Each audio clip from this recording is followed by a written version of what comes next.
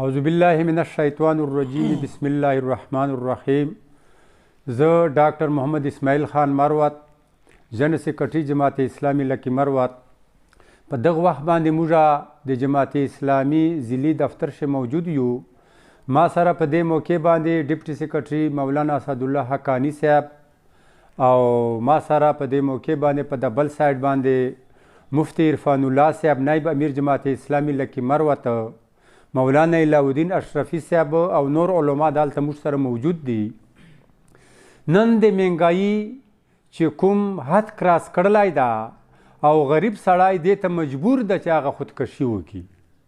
نن که د غنمو ته او که د داڼې او که د غوړو او که د پخې او که د کوم یو طرف شي طرف ته ته ګوته نیسې، هر یو شی د نن د خوراک نه وتلی ده او غریب سړي پونچ د دغه نه نسي رسېدلی. غریب سړی د غنمو او د دیړې او د دې شي مخه نه ویني.